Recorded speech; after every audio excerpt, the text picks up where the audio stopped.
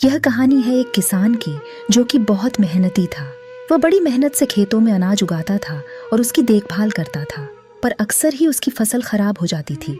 कभी सूखा पड़ जाता, कभी बाढ़ आ जाती, या कभी तेज धूप और कभी आंधी। कोई ना कोई वजह से उसकी फसल खराब हो ही जाती थी।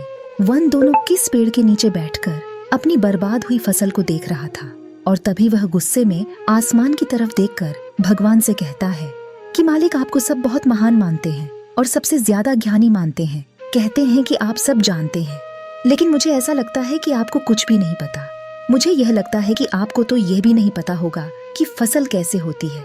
अगर आप ये जानते होते तो हर समय जो बाढ़, आंधी और तूफान आते हैं वह कभी नहीं आती। आप नहीं जानते कि कितना नुकसान उठाना पड़ता है हम किसानों को। अगर मेरे हाथ में शक्ति होती कि जैसा मैं चाहूँ वैसा मौसम हो जाए, तो फिर आप देखना मैं फसल को कितने अच्छे तरीके से उगाता हूँ। तभी उतने में ऊपर से एक आवाज आई, ले, मैं तुझे यह ताकत देता हूँ कि आज से तू जैसा चाहे वैसा मौसम करके अपने फसल को उड़ा सकता है और अपनी फसलों की हिफाजत कर सकता है। 1-2 दिन गुजारने के बाद किसने फिर से अपने खेत में गेहूं की फसल उगाई। अब किसान के पास तो शक्ति थी, वह जैसा चाहे वैसा मौसम कर सकता था।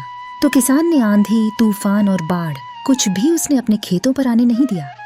किसान ने अपनी फसलों को बर्बाद होने से बचाया, और उस साल उस किसान के खेत में ऐसी फसल हुई जो पहले कभी नहीं हुई थी। मन ही मन किसान बहुत खुश हो रहा था, और साथ ही साथ यह सोच भी रहा था कि भगवान को बताऊंगा कि इसे कहते हैं शक्ति का सही इस्तेमाल। कुछ दिन और गुजरने के बाद फसल काटने के लिए तैयार हो गई। किसान बड़े उत्सुकता के साथ फसल को काटने लगा, पर जैसे ही उसकी नजर गेहूं की बोलियां पर पड़ी तो वह हैरान हो गया, क्योंकि उन वालियों में गेहूं के दाने ही नहीं थे।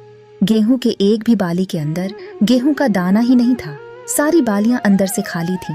अब वह किस बड़ा परेशान हो गया और फिर से भगवान को पुकारने लगा। वह जोर जोर से चिल्लाकर यह कह रहा था, भगवान, शायद तूने मुझे कोई सजा दी है।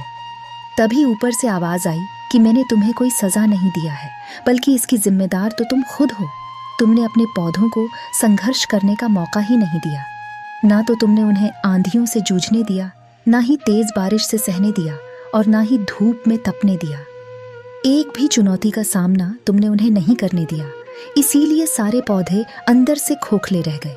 जब आंधी, तूफान, तेज बारिश और धूप पड़ती है, तभी यह पौधे संघर्ष करते हैं, और इसी संघर्ष से ताकत पैदा होती है, जिसमें पावर होता है, एनर्जी होती है, और इसी संघर्ष से गेहूं का दाना बनता है।